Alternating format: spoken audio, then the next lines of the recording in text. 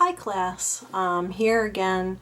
There is a face behind the computer, and I am actually on here to answer some questions. First thing is, don't worry quite so much about your rough drafts. Your rough drafts, you almost automatically get 100% credit for posting it. Some of you are writing to me, oh, I forgot to put quotation marks, yada, yada, yada. I may or may not catch those items, so make sure that if you remember what they are, that as long as you fix them before a final draft is due, that should not be a problem. The due date for the rough draft of the fiction essay is today, October 11th. The final draft, the one you have to worry about the most, is due next week, a week from today. There will be no DQs or anything for you to worry about. I want you to concentrate completely on creating a beautiful essay. But one of the things that I wanted to discuss is a lot of people want to insert a lot of social commentary. Well, that's what my family's like, and that's what my grandmother's like, and so on and so forth. That really has no bearing on the paper itself. Now what I want you to do is, while you're watching this, you can pretty much see the left pane of the blackboard page. Now when you go scroll down to the left pane, first instruction is I want you to go into the tools and PowerPoints, and I want you to carefully watch the fiction PowerPoint because it breaks down all the elements of fiction. The other thing I want you to do is, when you're ready to put in your rough draft tonight by midnight and your final draft next week, I want you to go down, click Safe Assign, also in the left pane. Actually, it'll be on the left. This is my right, but it'll be on the left side. And what I want you to do is you go down, you click Safe Assign. Then you click, I'm going to click along, and click Safe Assign.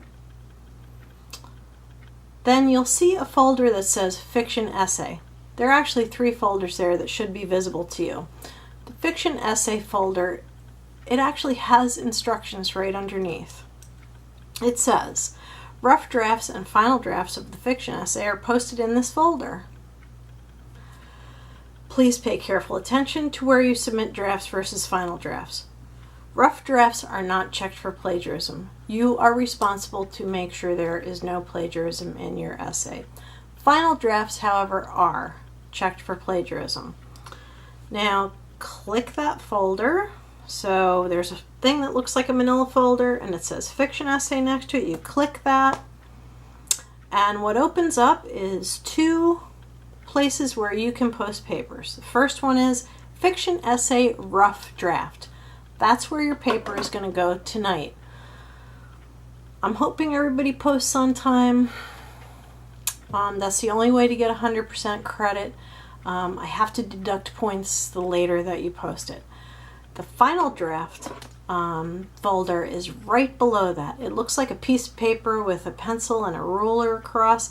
That's basically the Safe Assign folder where you put your papers and your rough draft in one and your final draft in the other. Remember, due dates. Rough draft is due tonight, October 11th.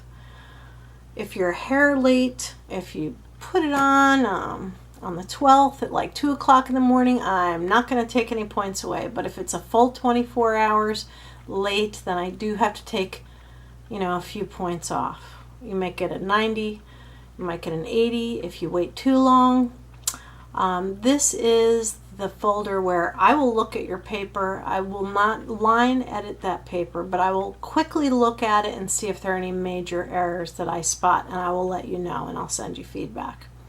You need to read your e-learning mail because that is how I will send you messages.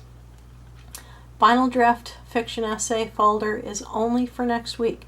And it's only after you've rewritten and worked on and tooled your essay and made sure there are quotations where they belong, and so on and so forth. So make sure that your work is as good as humanly possible. Now, it is okay in your essay to talk about the author. Sometimes a nice paragraph and maybe a paragraph about the time period show that you're giving the reader a way to judge, where the story comes from and why it is the way it is. Now, scrolling back up on the left-hand side, you click the Tools and PowerPoints folder. So I'm clicking that so I can go along with you. And if you scroll down and click Fiction PowerPoint. Now, you've all watched this. It was actually in one of the folders in one of the modules one week. You've all watched this before. I also pasted it here just so you wouldn't have to search for it exhaustively and, give yourself a headache trying to find it. But if you look at the Fiction PowerPoint, you will see I have broken down points that you should be using to analyze your story. Don't give me a summary of the story. This happened, and this happened, and this happened, and this happened, and the end. Sometimes people think that's the way to write this essay. That is not the way to write this essay. What you want to do is break down the plot. If you look at the PowerPoint, you'll see that there are some plot points, and analyze a little bit of the story. Is there a lot of exposition included?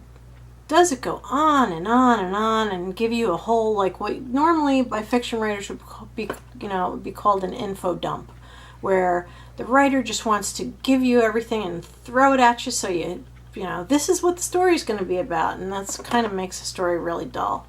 Really skilled writers don't do that. You also want to look at the arc of the story. Who's your protagonist? Who's your antagonist? What is the conflict in the story? What is the climax? And what is the resolution? These are all so important for you to remember. You want to identify character, elements of characterization. Is the main character, a nice rounded character who's well defined, well described? Could be described more by their actions rather than, if you look at the Granny Weatherall story, you can see a lot of that is her character is by her actions and her thoughts. And she's a very well-rounded character. Flat characters just tend to help move the story along and are not really very important to the story. Setting, where is it? What time period is it? What part of the country is it in? Is it in another country?